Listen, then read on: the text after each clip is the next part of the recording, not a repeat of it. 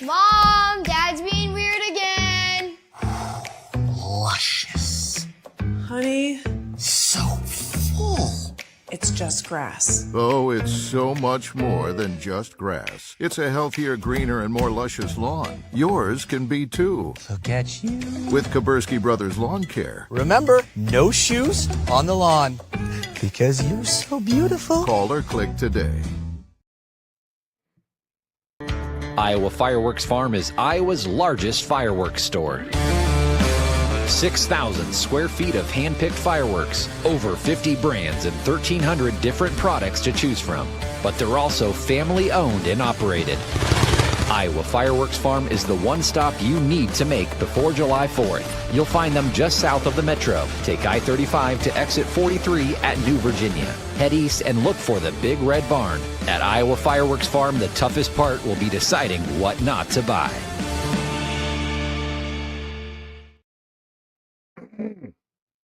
Join us for the Murph and Andy Patio Tour every Friday, continuing this week at Westtown Tap in West Des Moines. Dozens of TVs, foosball and darts, and a full menu featuring smash burgers, wings, and local beers on tap. The party starts at 1 this Friday at Westtown Tap in West Des Moines with Murph and Andy and Iowa Everywhere. Murph and Andy, proudly presented by Ramsey Subaru, live and on demand across Iowa everywhere from the Channel Seed Studios. This is Murph and Andy. Murph and Andy, connected by cellular advantage. Hump Day on Murph and Andy. Glad to have you with us here. We'll be with you for at least an hour or so. Andy, you doing okay? Yeah, I'm doing okay. Yeah. Slugging it out this week. Got a lot going on. I know you do. Busy house. I know you do. It's I imagine all the parents out there have probably hit critical mass with their enjoyment of summer vacation. Mid-June? Yeah, just a couple weeks in, right? Yeah, where you're just like, okay. Yeah, that's what I miss about school days. Yeah, well, I mean, and it is great having your kids around. I get to see them so much more, but man, you gotta keep them busy. I don't feel like I'm being a good parent if I'm letting them sit around. You try to keep them in activities? Keep them in activities, do daily chores, have a routine, keep them moving, stuff like that. Get them off the screens. Get them once off. in a Yeah. while. Basically, that's just a fancy word, a fancy way of saying keep them off the screens. And it's hard because, I mean, what are you gonna set up an entire day? You got stuff to do too. So, Kahala has stuff to do. Everybody's busy, and we're kind of glad that the kids are at least of the age where they can, feed themselves and entertain themselves. And there are a few things that they could definitely do for themselves. John Sears' daughter, Adrian, well, speaking of screens, I was looking at a screen today, and John didn't mention this, but I saw this. Adrian just finished the 8th grade, and you've been telling me for a long time that she is a phenomenal athlete, and I've seen some of it myself. Yeah. She has an offer from the St. Louis Billikens for a full-ride scholarship. She just finished the 8th grade. She's got one of those tweets out there. After a great conversation with the coach, I'm, blessed to receive an offer from St. Louis. How about that? Yeah, I'm not surprised. First of all, I know, you're right. If she's a phenomenal athlete, and John and his wife Maria are both athletes, tall and athletic. And Adrian was just, Adrian and Elin. Adrian is, I think, a grade ahead of Elin, but they grew up playing together and going to birthday parties and stuff. So, and you could just kind of tell running around that, Adrian was athletic, from maybe 2. I remember that long ago. She was athletic, and then she's tall now, like her parents, and really not only athletic, but she likes sports a lot. Really, just likes to play, right? Which is the part that you can't teach. Yep. And so I'm not surprised, and we know that these kids are getting recruited that early. And I wonder, you have to wonder too, right? I mean, all these basketball programs are like, oh boy, West Des Moines, Iowa. I don't think we want to take any chances here on a Caitlin Clark. Hang on, she's going to Dowling Catholic? Yeah, right. Yeah, exactly. So, I'm not surprised by this. St. Louis University, or SLU, as people from St. Louis call it. I don't know what kind of program they have down there. They're in the Atlantic 10, I believe. I don't even care. I'm going to make sure John and Maria understand the value of this scholarship offer. What a Well, my blessing. brother could get on here and tell you right away. He just put my nephew through St. Louis University, but it's a really nice school. It's kind of an urban feel. It's in the city.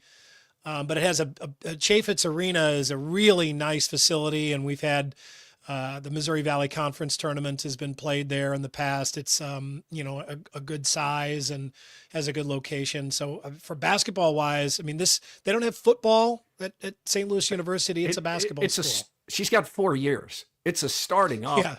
Yeah, There's going to be many more. It's right, the first one. No use. Don't move her in yet. Moving into the Don't idea. tell us that where she's the going dorms there. are. Yeah.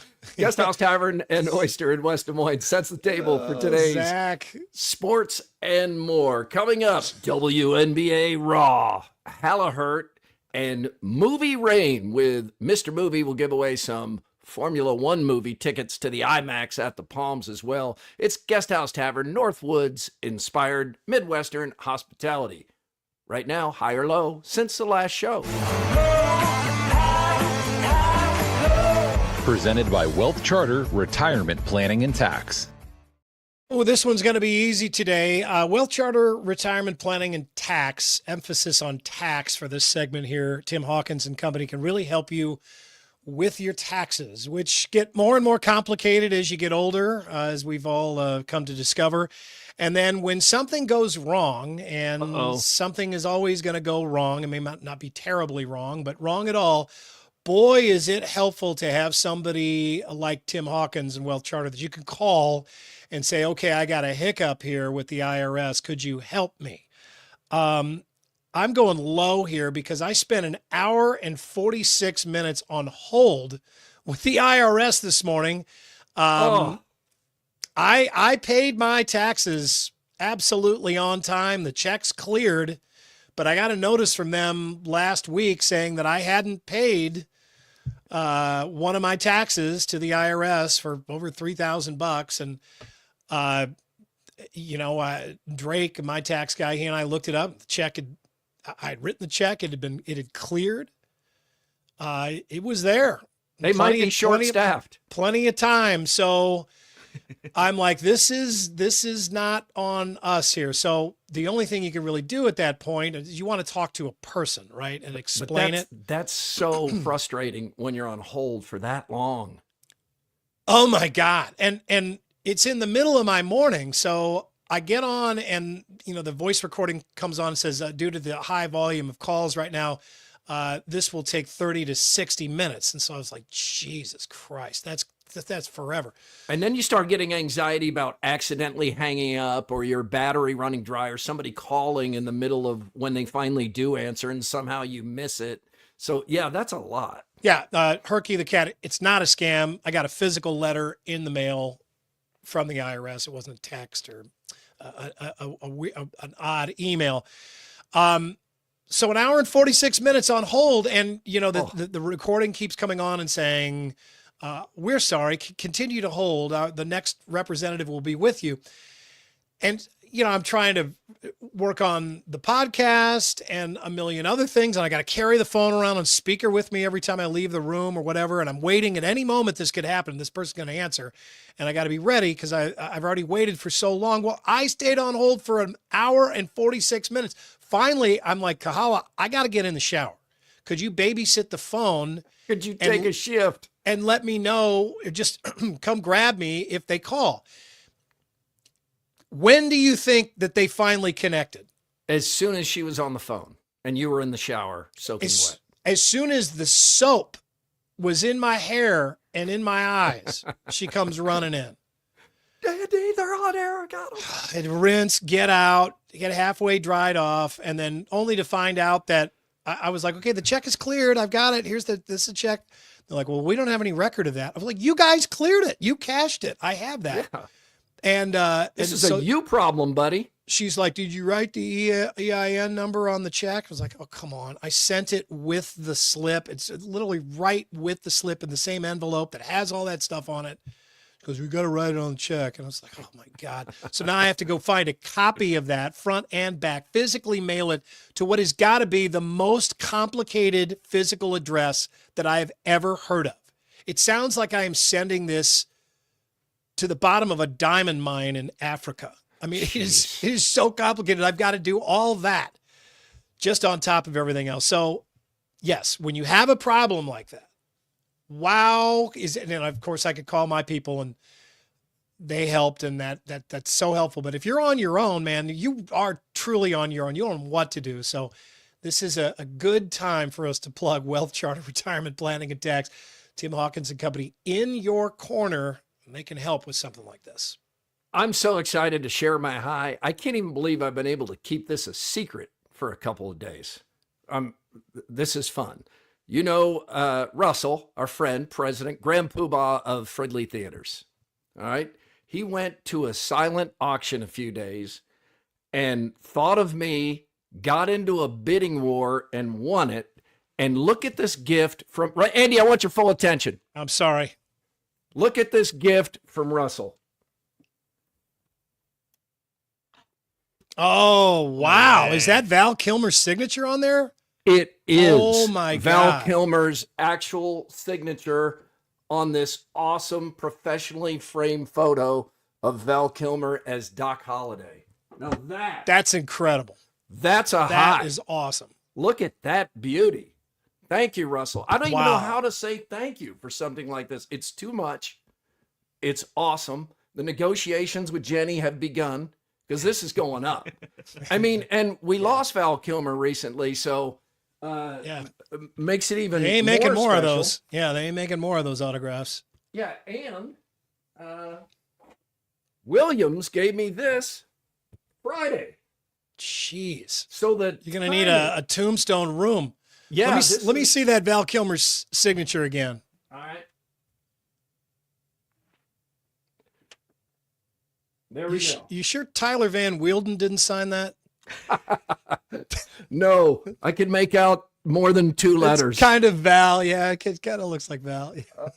Yeah. How awesome is that? Like I really, I mean, it was just, he thought of me. He knows from listening to the show, our love of that.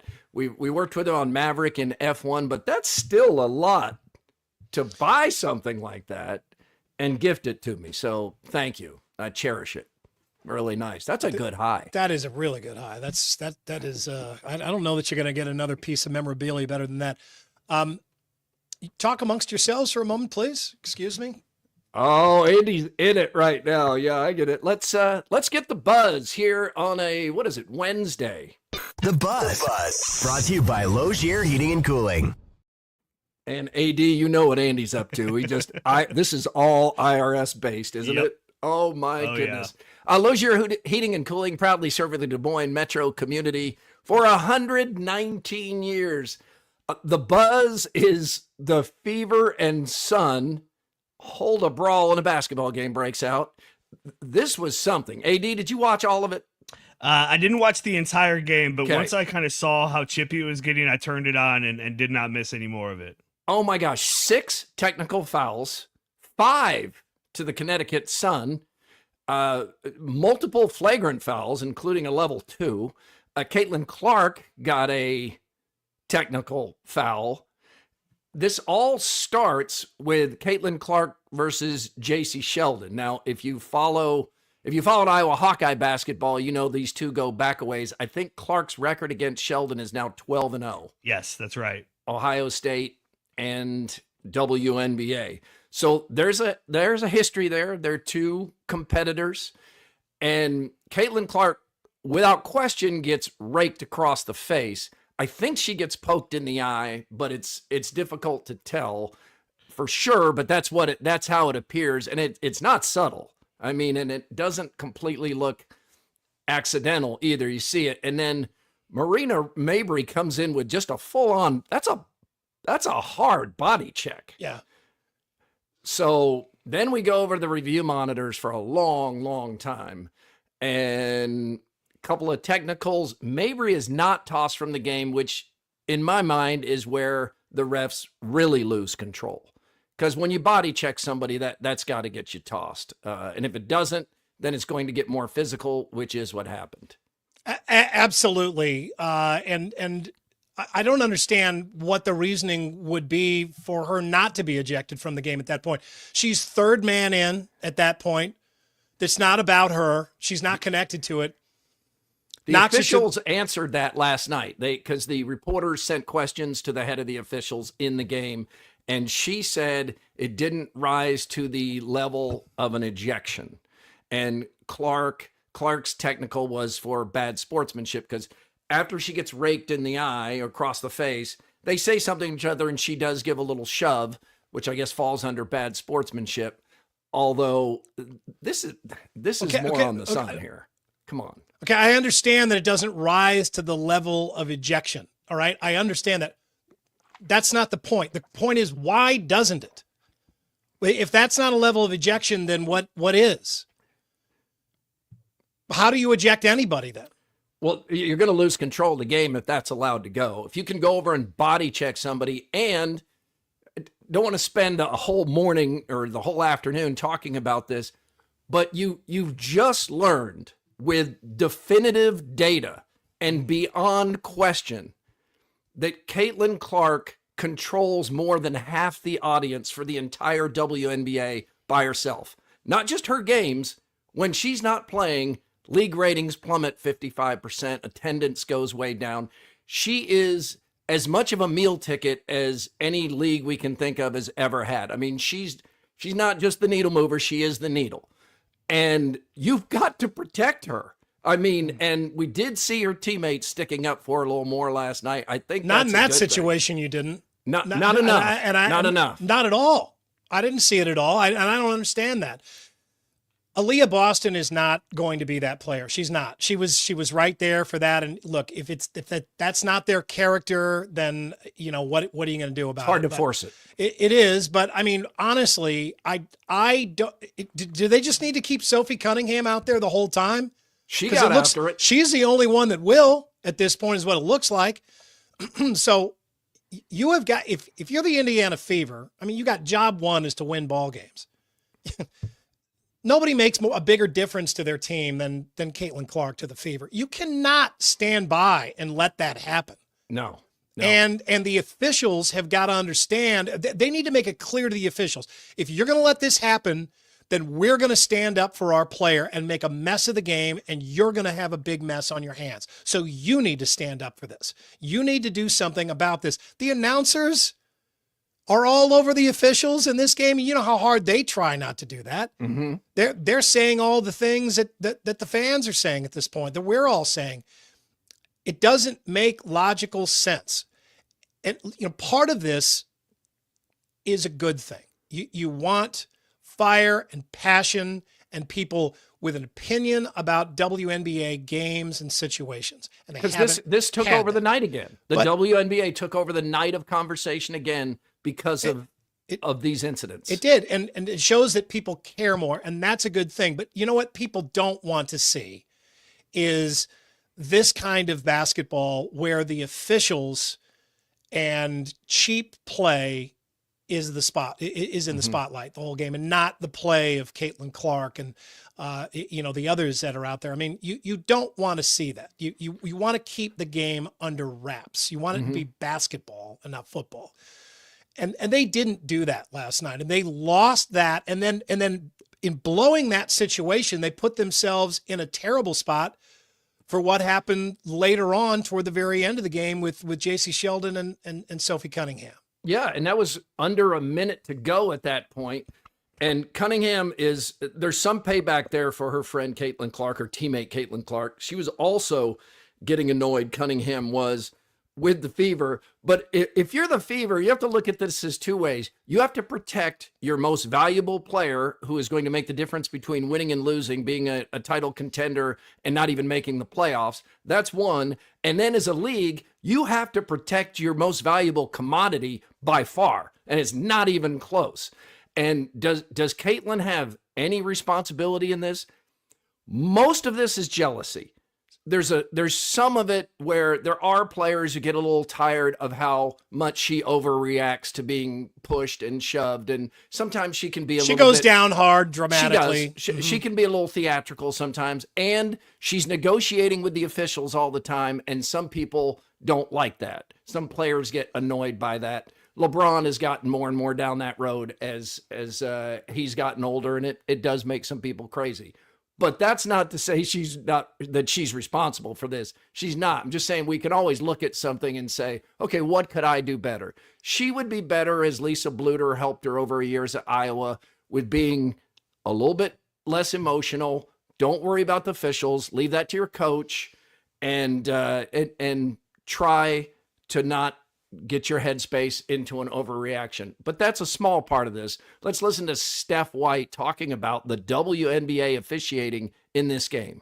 Keelan, for this first, I know you and JC go way back to the Big Ten. What was going on with the chippiness there, and what explanation were you given for the tech that you got? I'll take the official questions. There wasn't an explanation for the tech that she got. I think it was pretty obvious that stuff was brewing, right? When the officials don't get control of the ball game, when they allow that stuff to happen, and it's been happening all season long. It's not just this game. It's been happening all season long. This is what happens, right? This is what happens. You've got competitive women who are the best in the world at what they do, right? And when you allow them to play physical and you allow these things to happen, they're going to compete, and they're going to have their teammates' backs. It's exactly what you expect, right? Out of fierce competition. So I started talking to the officials in the first quarter, and we knew this was going to happen.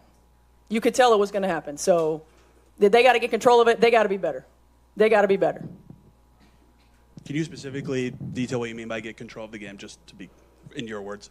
Get control of the game is call the fouls that are actually happening on the floor. Right, and consistently call the fouls that are actually happening on the floor. Okay, not just if somebody swings and misses, right? Consistently call the fouls.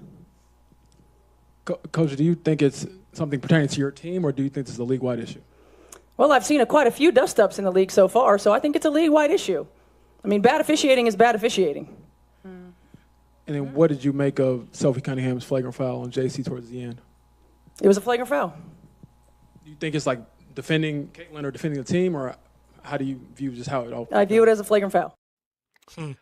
I agree with her. I agree with everything she said there. I think that's good. And Andy, you notice Caitlin couldn't sit it all out. She had a couple of times she had an answer like, call the foul. Mm-hmm. That's how you get this under control. Call the foul. Right. Yeah, and for what it's worth, I thought that last play, J.C. Sheldon absolutely threw her shoulder into Sophie Cunningham and charged her there. I mean, she initiated that contact, hard contact. Mm-hmm. And Sophie Cunningham just kind of went with it at that point and pulled her to the floor. And then stood right up and got into it. J.C. Sheldon doesn't seem to me, I haven't watched enough of her in the WNBA. She doesn't seem to be a dirty player. She's just highly competitive and very pesky. Yeah, she's a nose hair. And is really a tenacious defender, and clearly you can't really tell, but you can see what Caitlin is saying to her. She has a mouth on her. I think that's clear.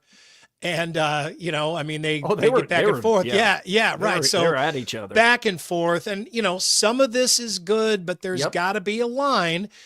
And I guess this is the part that I don't get, because, we grew up watching the NBA and the NHL in eras where there absolutely were designated players who were enforcers. Right. And that shouldn't be I don't think it should be any different in the WNBA. I mean, if Mabry is that type of player for the Sun, then where is the Fever's player like that? There needs to be someone that will stand up and say, you are not touching Caitlin Clark.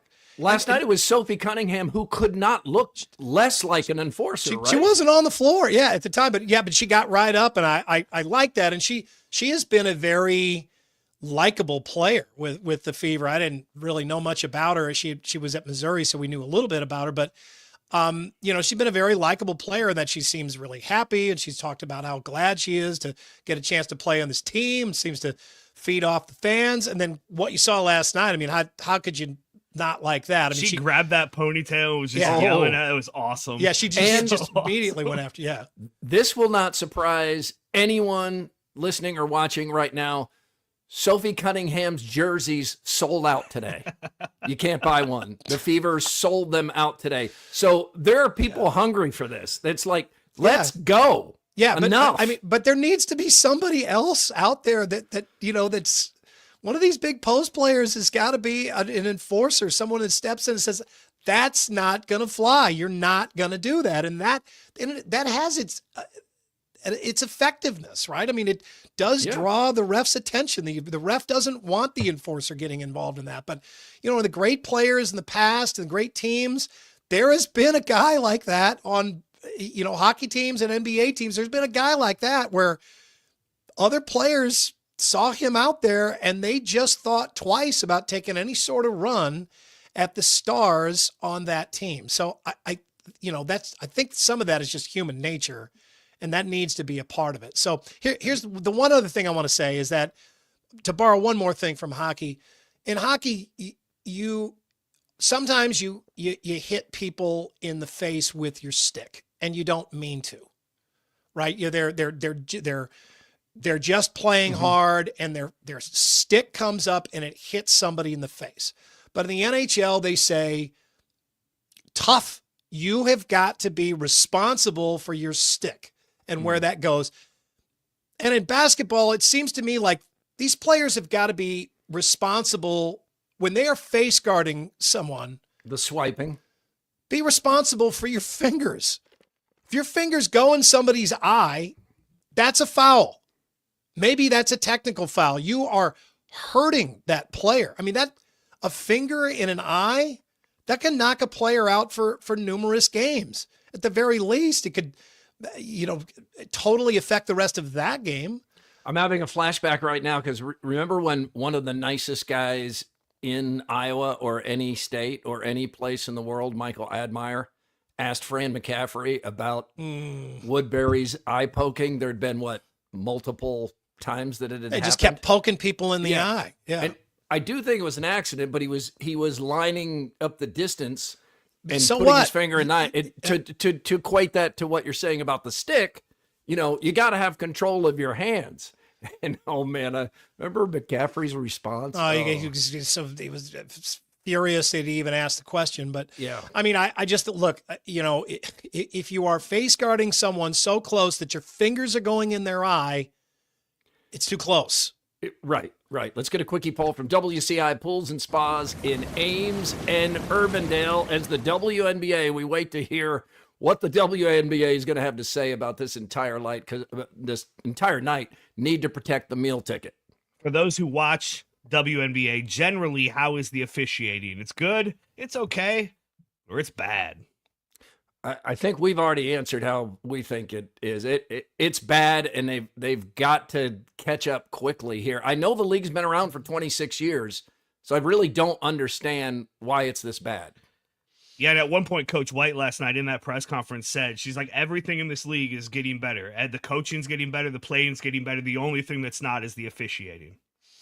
Right, you're demanding more out of the officials right now. We're demanding more out of everything attached to the WNBA, and that's a good thing. That's how they grow. But, I mean, at this point, they've hit a roadblock with their officials, and they need to do something about it. Interact on YouTube. The email is Murph_Andy at iowaeverywhere.com. X, it's Murph_Andy. All powered by Cellular Advantage with 35 regional locations. Proud partner with U.S. Cellular since 1993. Florida Panthers repeated as we thought the Panthers would. 4-2 over the Oilers.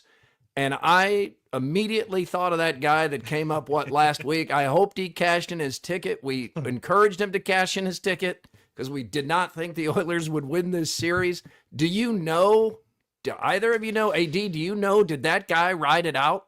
I don't know. I'll try to find out. I'm sure because they were posting it pretty regularly. I hope he cashed out, but I'll try to find out. The cash out was 100,000, right? Yeah. More than 100,000. Yeah, at the start of the series, or like one game in, it was. I would imagine he held on, and it kind of kept going down as the Panthers won.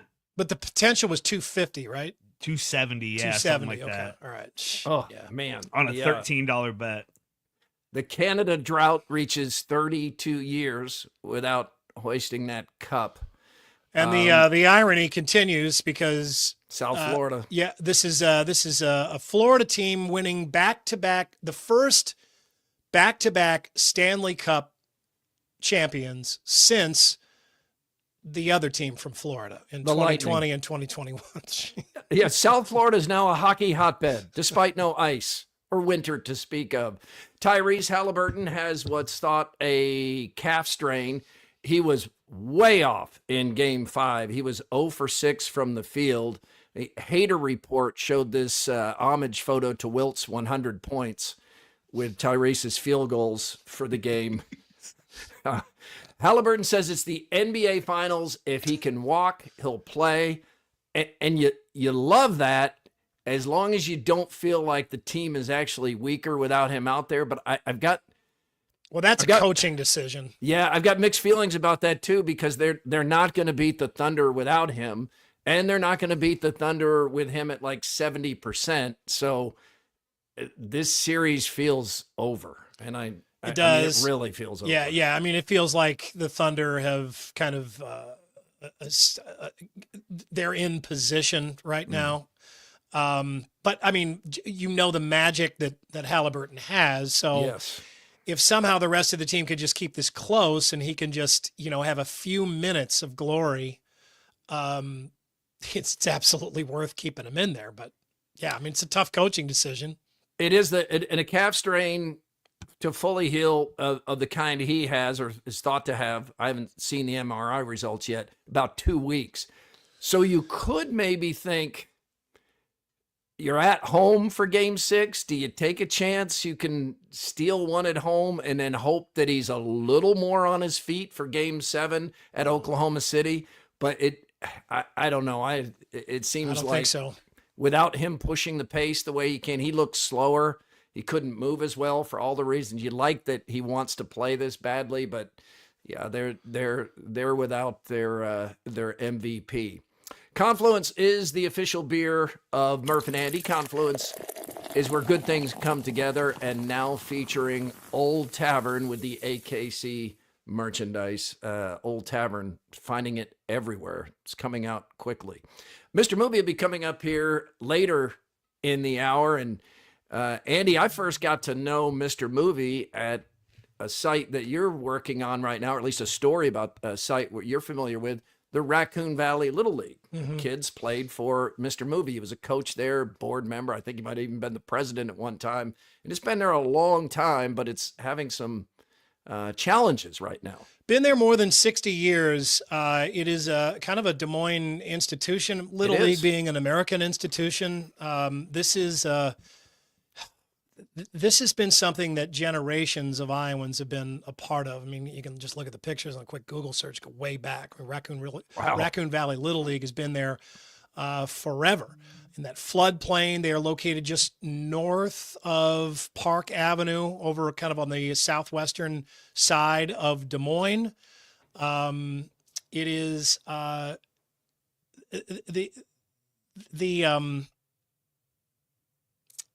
Little League has fallen off nationwide. We've done stories on that. We've talked about that ad nauseum. More and more players and more parents are putting their players in the travel leagues, super competitive travel leagues.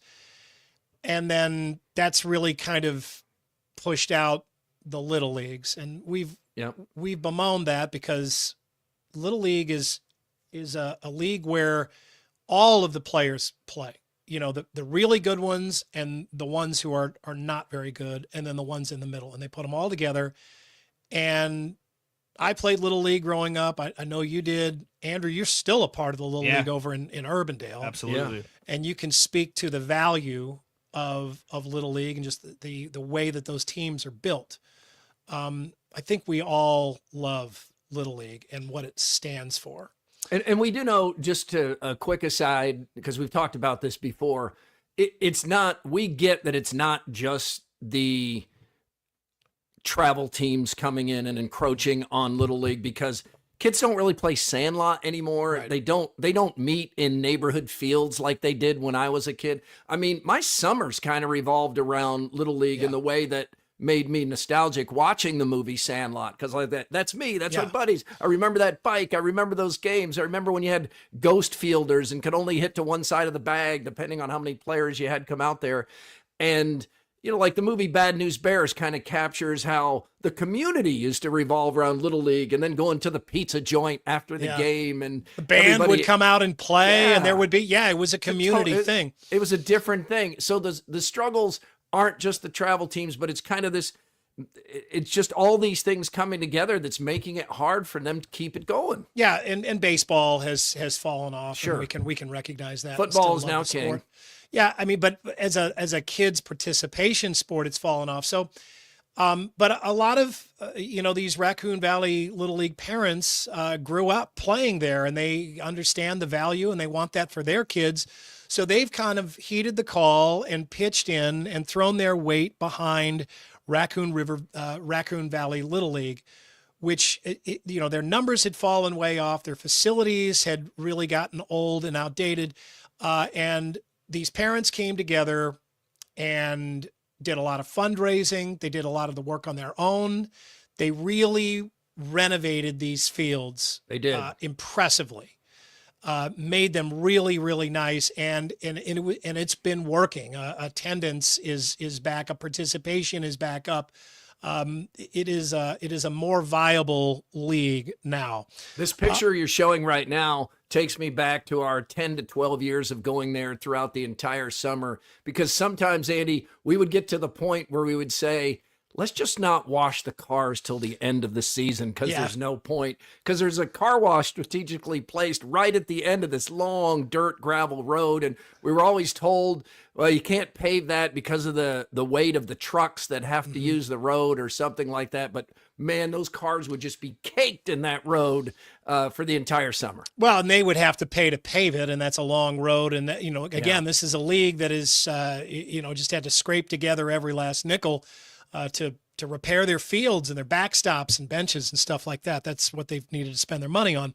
Now, okay, it's interesting you bring up that road. So the one thing that the league could not do anything about is that road connecting the complex to Park Avenue. It's a long, dusty road that cuts through a narrow easement between private property and railroad tracks. Here's the map here, okay? Mm-hmm. This is north is up, Murph. Thank you. Yeah, Park Avenue is here on the bottom of the screen. And we can see, if you look kind of up in the upper center, you can see Raccoon Valley Little League. Keep wanting to say River Valley. It's just Raccoon Valley. You can see the Little League complex here on the upper part of the screen. Andrew's kind of circling that with the cursor. And then follow that road, Andrew, down as it goes down and out to Park Avenue. So it's kind of a long road. Now, it's in this little easement here. This property to the right, that's railroad tracks, and a private business over on the other side. And then to the left is this private business called Park Avenue Self-Storage, just a bunch of storage units. It's owned by a guy named Rich Leonard. And he technically owns the property that road crosses, right, when it's out there by Park Avenue. And I've learned this over years reporting on the league, he's not a big fan of that road, and hasn't been real receptive to working with the Little League to do something about that road. The easement has been there. It was there, I'm sure, before he bought the property. He's kind of had to let that slide, but clearly he's not been real happy about that arrangement. So in the past, there's not even a sign out there on Park Avenue. There's not a sign saying Raccoon there used to Valley be. Little You'd League. have to look for it, but there used to be. Yeah, there's not anymore, and so that you can't really tell where it is. So Grandma and Grandpa are just blowing right by there, trying to find the fields. asked Mr. Leonard if they could put up a sign there, and apparently he's not been receptive to that. So really, you just kind of have to know where the road is and then follow it kind of around the storage and between the railroad tracks and then back to the complex. So I've also been told that he's not a fan of the dust that kicks up, and I don't know what difference that makes to storage facilities, but whatever, he doesn't like the dust. So this spring, the league received a letter from Mr. Leonard's attorney stating that he would be closing the road because he now finds it necessary to put his property into a more economically sustainable use. If he is what able happens to the Little League? Well, if he's able to do this, there will be no other way to gain access to the Little League fields due to a number of factors. Again, the map here, the railroad tracks are on the right there. So you have to make an official railroad crossing if it's going to cross those tracks, and that's a pain and it's expensive. The green areas to the right, you've got the soccer club, which is way far over, and then you've got Waterworks, which is back there. And you can see that maybe there's a way from one of these Waterworks roads way off to the right of the screen here to get back to the Little League, but that's a really long road. Waterworks doesn't have the money to build a road like that. The Little League certainly doesn't have money to build a road like that. If you want to go to the west or to the left on the screen here, you're looking at other private property. I think there's a levee back there. There's certainly some topographical problems that make that basically impossible for them to do. So they are in a real pickle.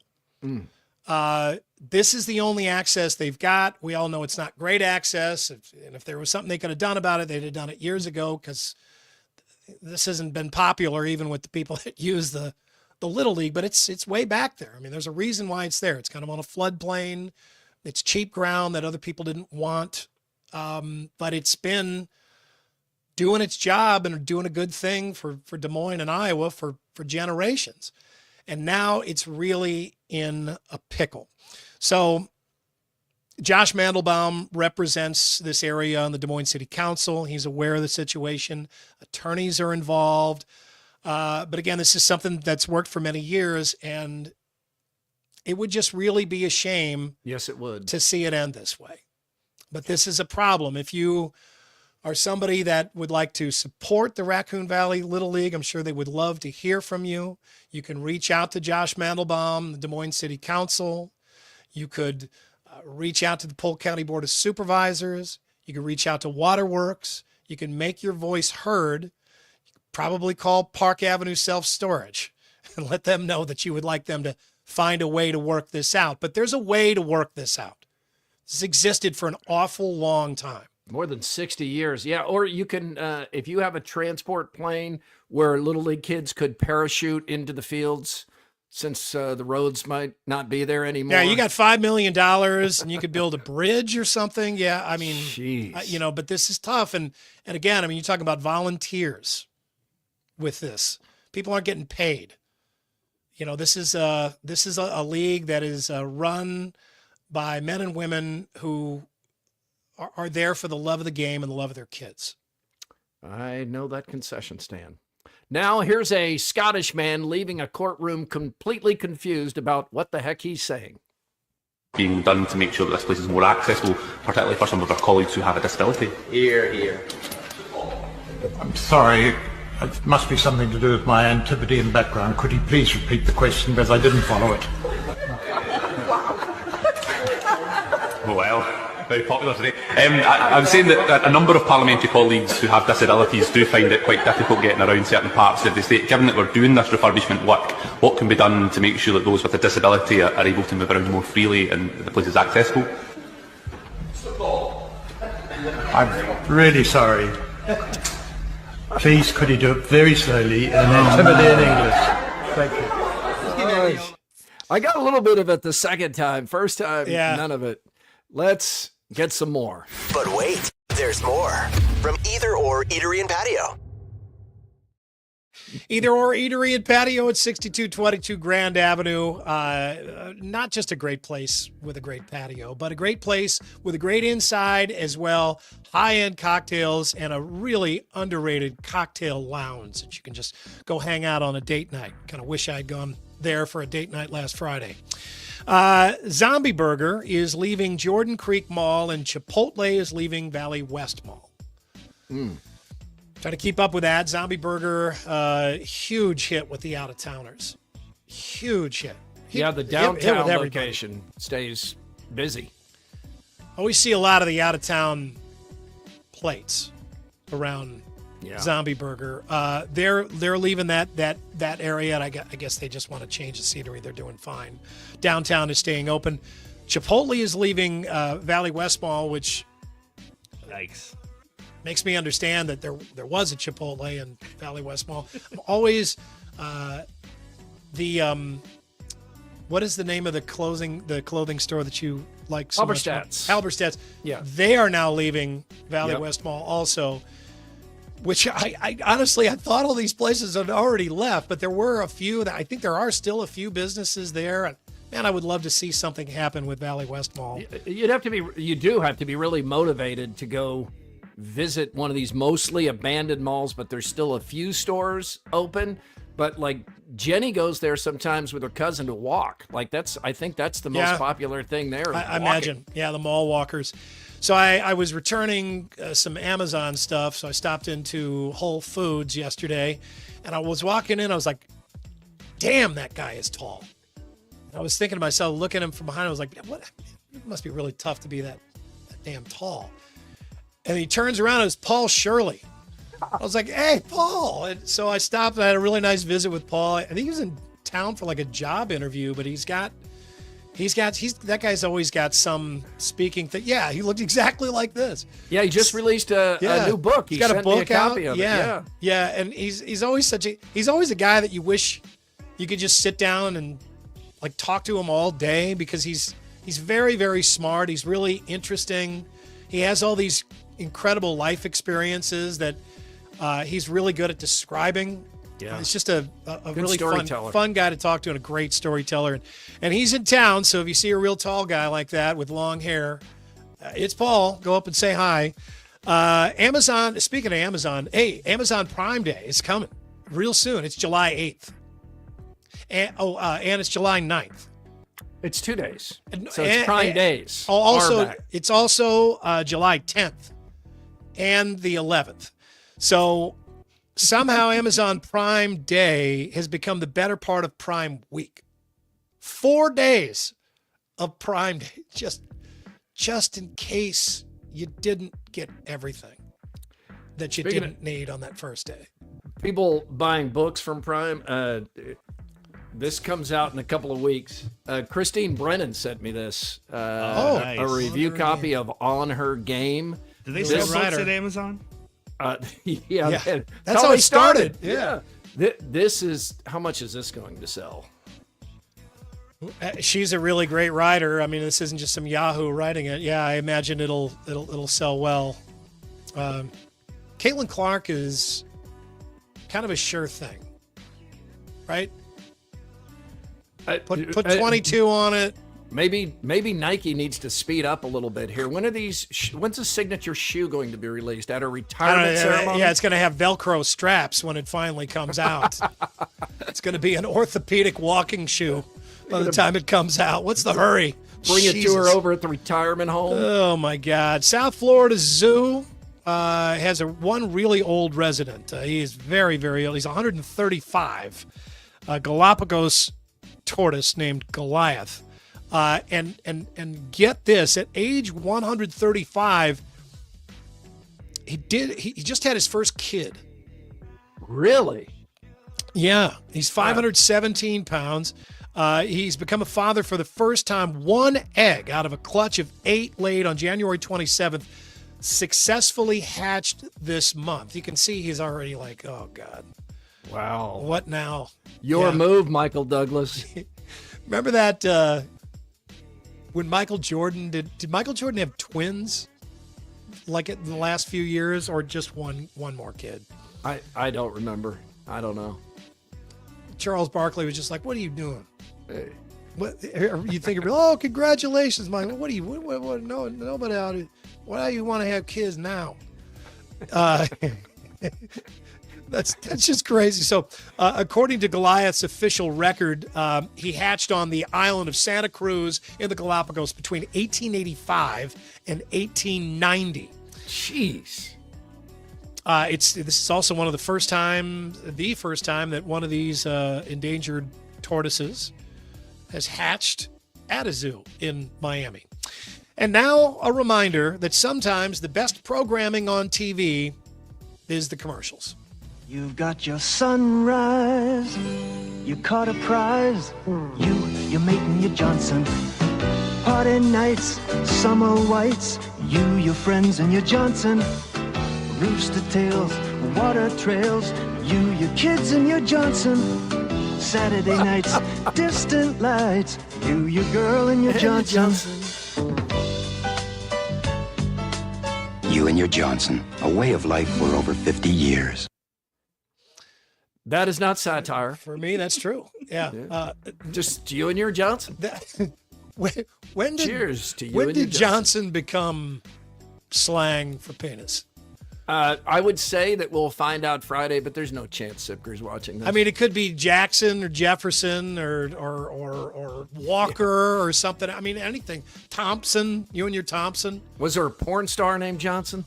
I know in the 90s there were like these big Johnson T-shirts they got banned from school. You couldn't wear them because they had all these euphemisms. Big Johnson. Yeah, so it had to have been before that, but I don't know. That's one of my favorite commercials though. Yeah, I hope the person that wrote that is a billionaire now. Today's stupid criminal is this jackhole who, while on board an Alaska Airlines flight from Seattle to Walla Walla last week, joked about putting a bomb on the airplane, or putting a bomb like in his bag under the airplane. Come on. I'm sorry, this was just Saturday this happened, yeah. Well, last week I said that. Never funny, bad idea. He's been released from custody, but charges still pending the results of the investigation. Officials say the crew, now listen to all the crap that they had to do because this guy did this. The crew secured the plane on the runway from the airport while the FAA issued a ground stop. This is the Seattle International Airport, the big airport. Flights scheduled to arrive at the airport were diverted to other airports or ordered to circle the airport until landing was authorized. Overall, about 400 flights were delayed and 6 flights were canceled altogether. Jeez. This guy ruined so many people's travel day. This guy should have to stand out there and just take a receiving line of people punching him in the arm. Or the nuts. Yeah. Everybody that wants to do it.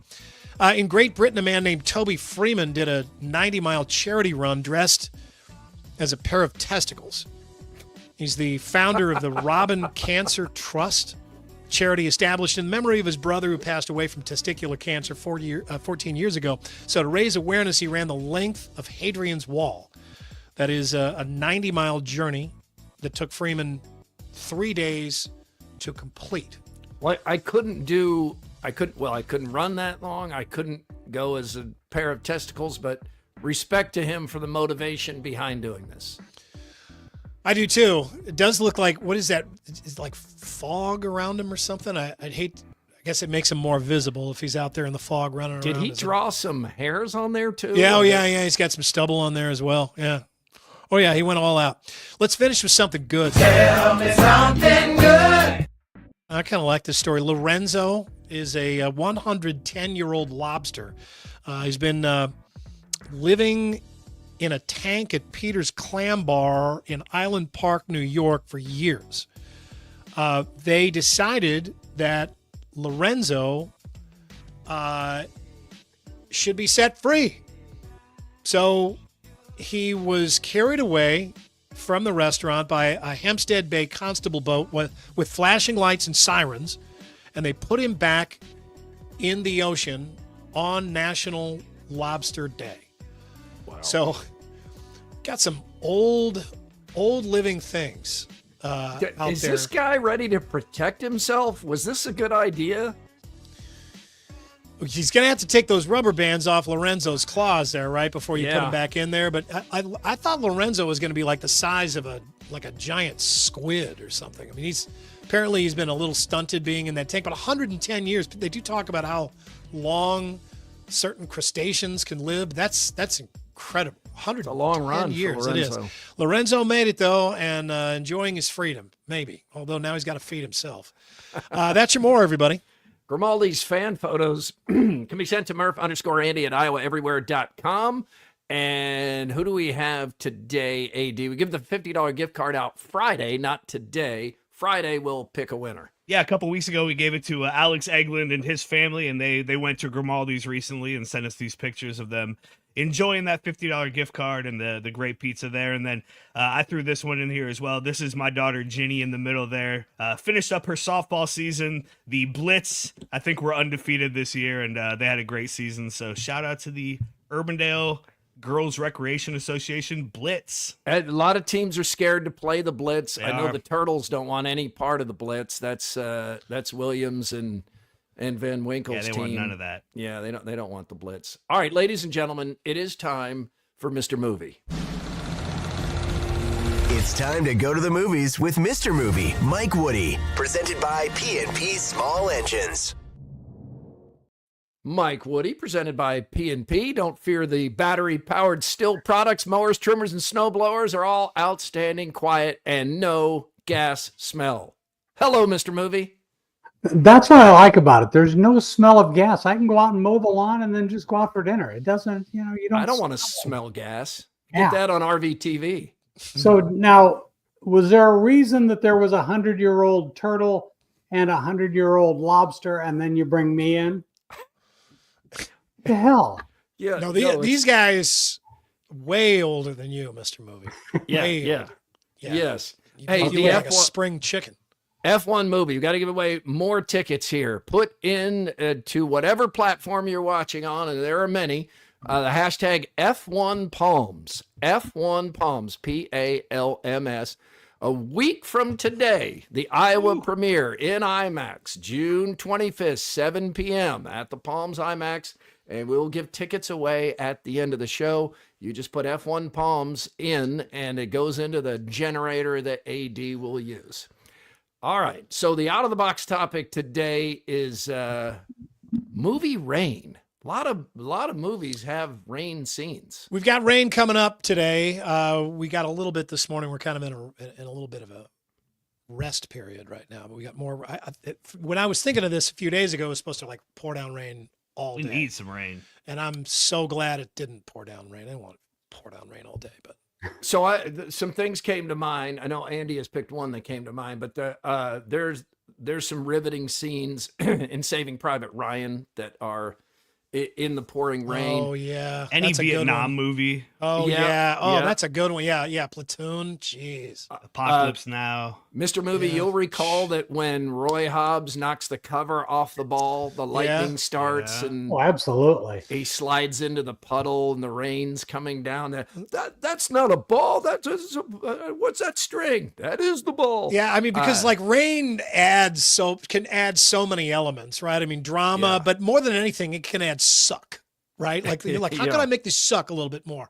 Oh, make it rain. Like put it in the rain.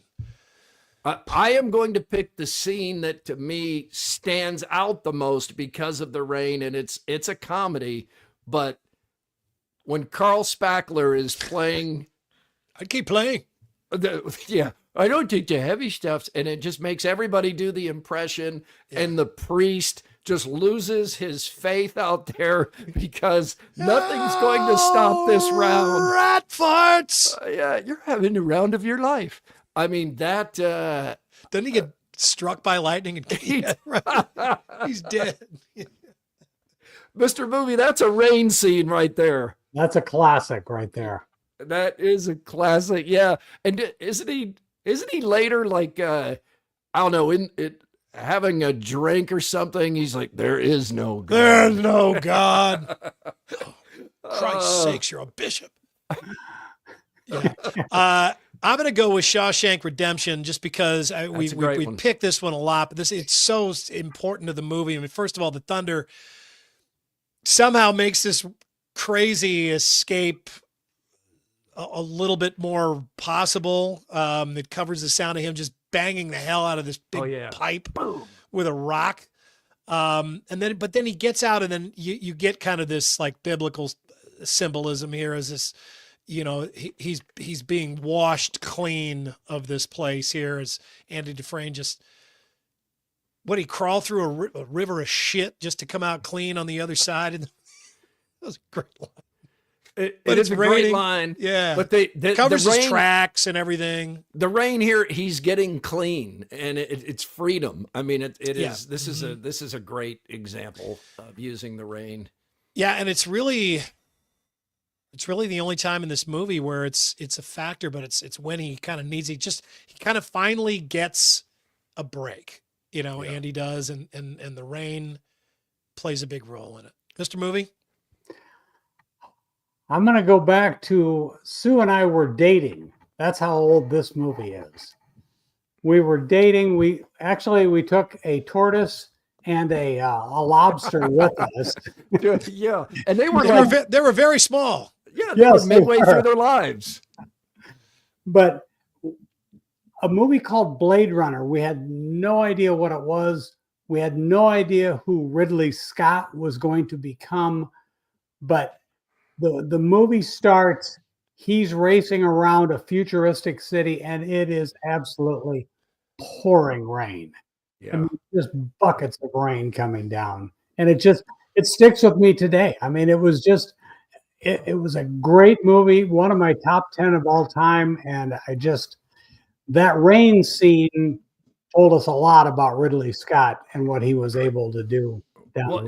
It's really impressive too, that the movie, even watching now, it does not look that dated. I mean, his sets were so ahead of their time. Man, he was killing it at that point, right? Ridley Scott, it was just because is that before Alien or right after?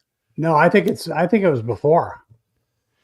Sue's cat's about to join the show. Not 100. I think Alien comes before Blade Runner, and then Aliens with an S. That's definitely after. You know what? I think you're right, because I saw Alien in Iowa City when I was there. All right, AD, what do you have for rain? Rain in a movie? Yeah, iconic one, and it's in Jurassic Park. The whole first half hour of that movie is leading up to seeing the T-Rex for the first time, and even now, this movie still holds up. The graphics still look good. It's crazy. This scene is still scary as hell when the T-Rex gets through the gate and starts eating people.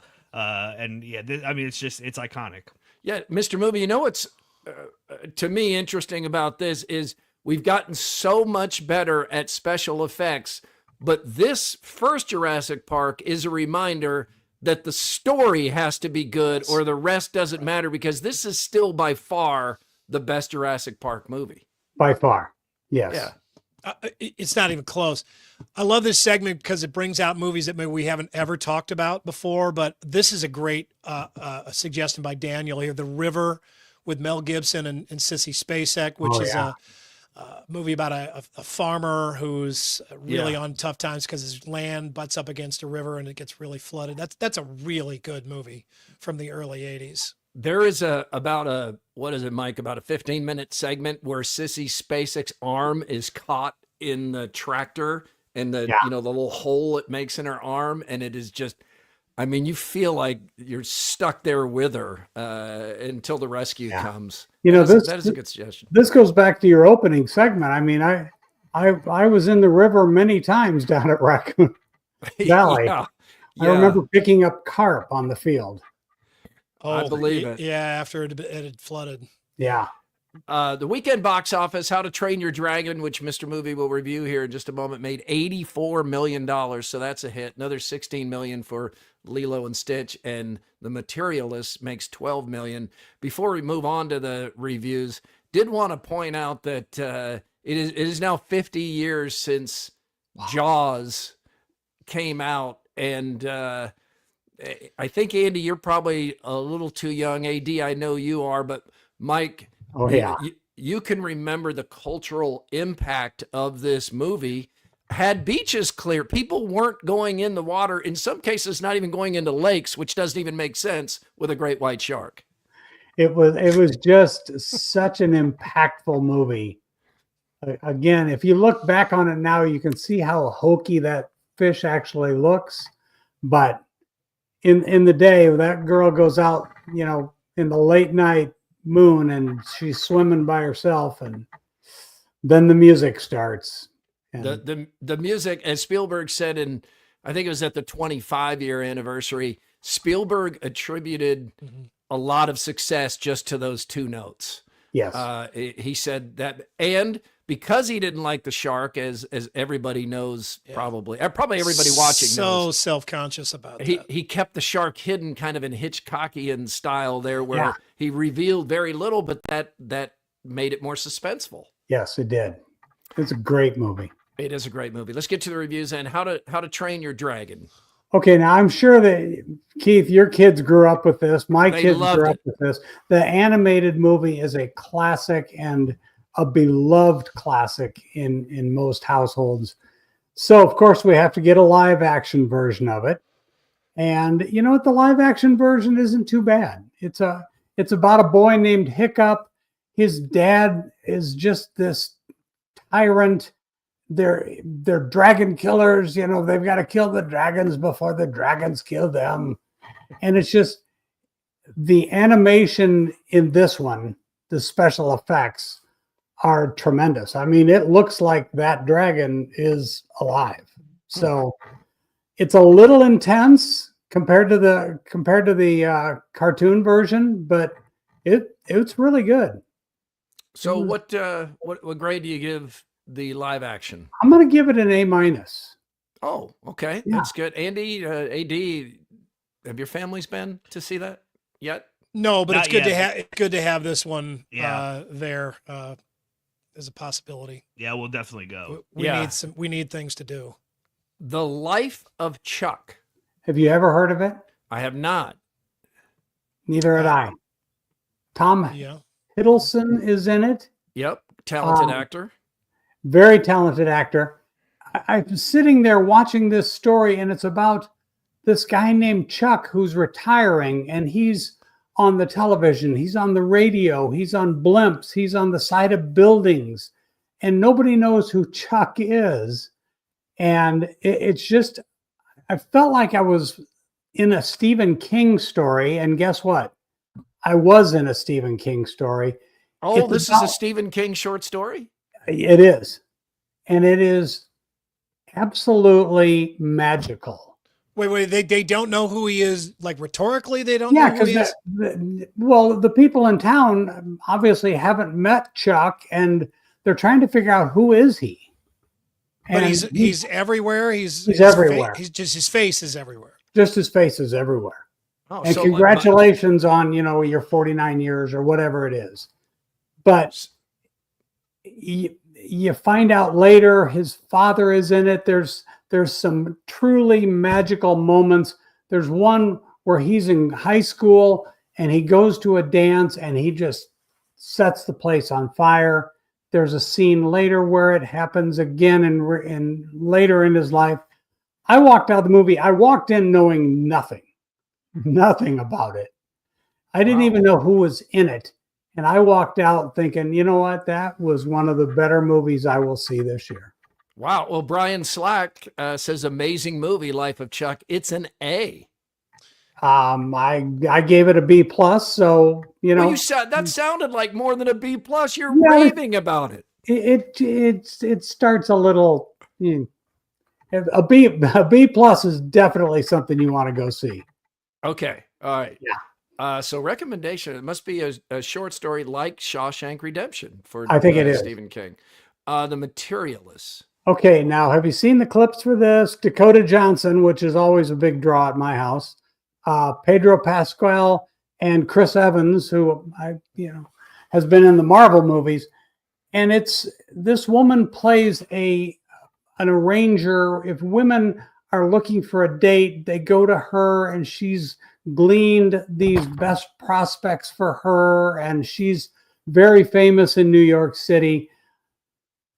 Then she gets in this love triangle with these other two guys. Chris Evans plays the guy that she used to go out with, and he lives in Soho, and he has no money, but she still loves him.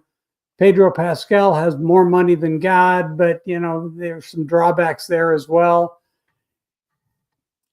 I see where it's going, and it does a good job. It doesn't do a great job. It's a B. The only reason I know this movie is Chris Hassel and his wife went to see this on date night over the weekend, and Chris said the movie never went anywhere, and they were both just disappointed.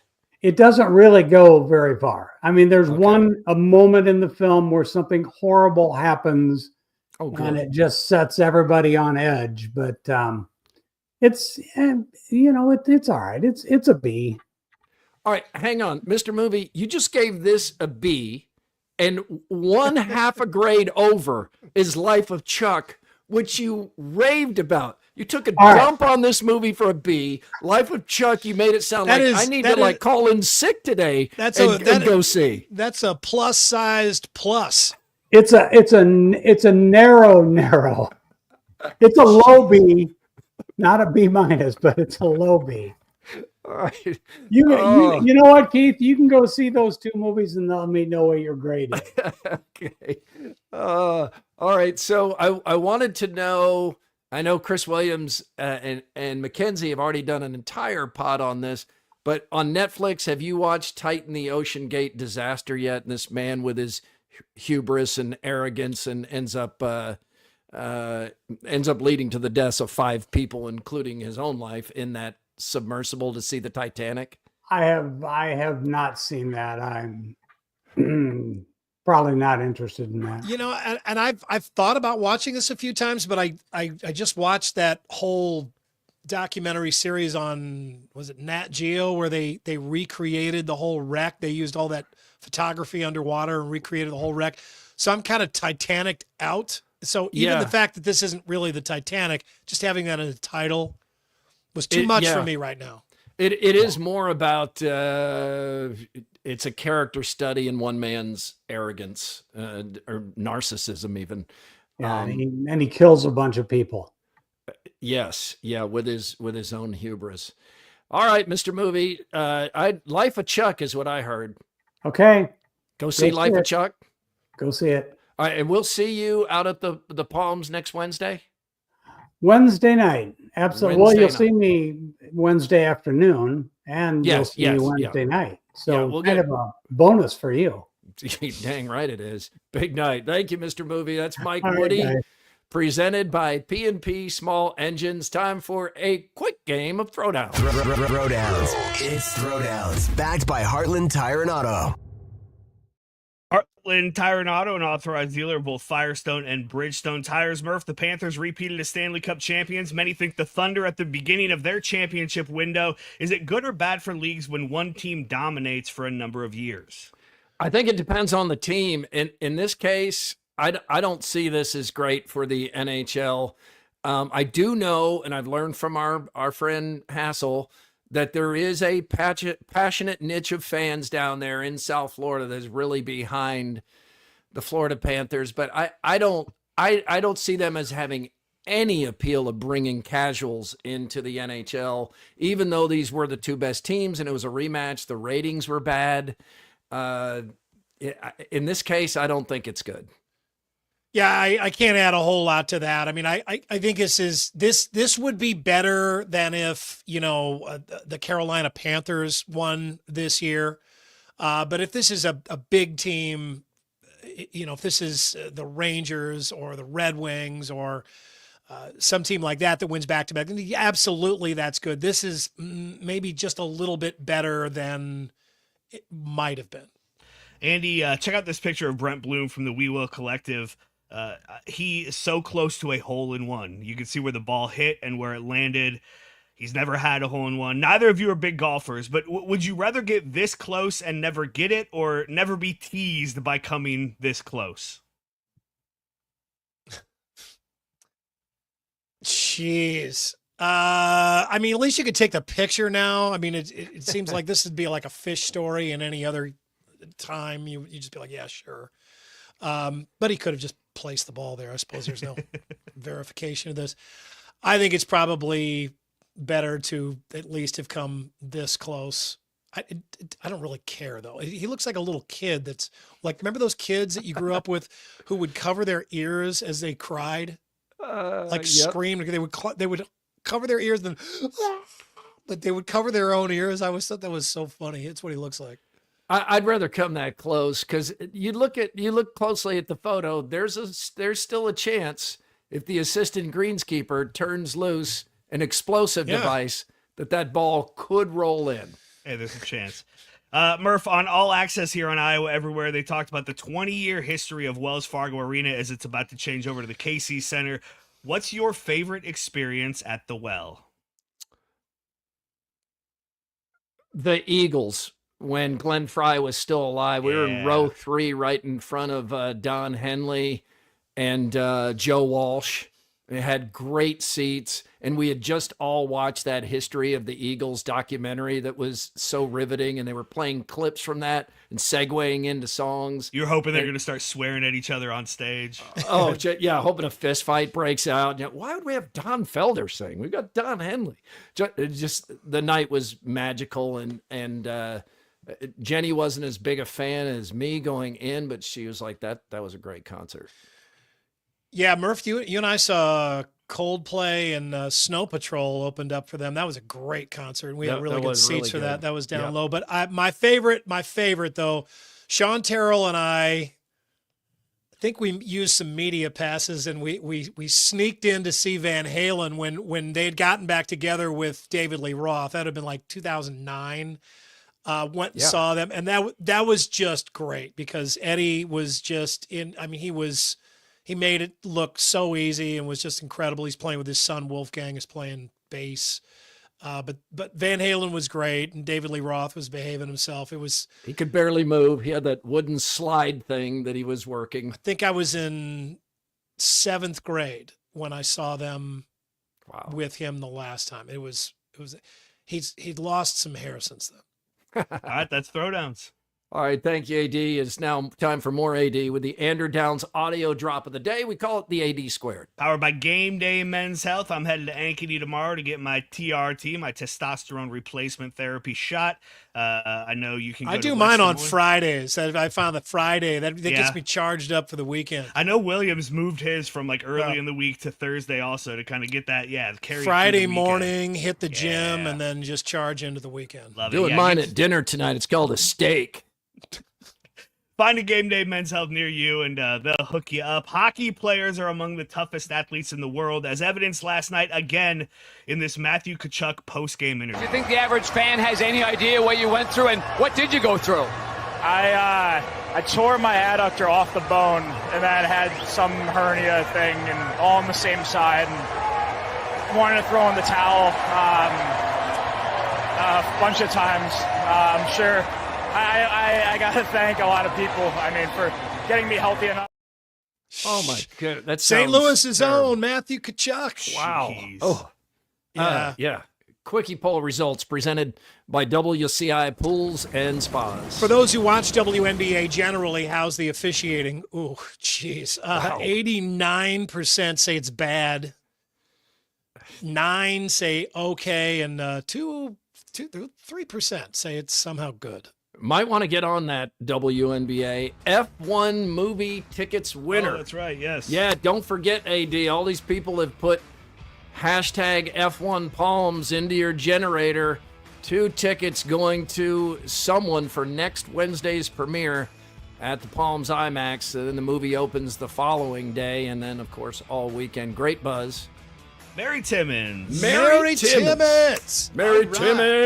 Timmons. Congratulations. Email me, Murph_Andy at iowaeverywhere.com. Thank you for being part of Murph and Andy here on Iowa Everywhere. If you get a chance, please like and subscribe. We're back Friday. We'll be Westtown Tap in Westtown Tap, West Des Moines, We'll be there Iowa. on the patio. We'll keep you hydrated. Thanks for watching. Murph and Andy was brought to you by Ramsey Subaru on Hickman Road in Urbandale.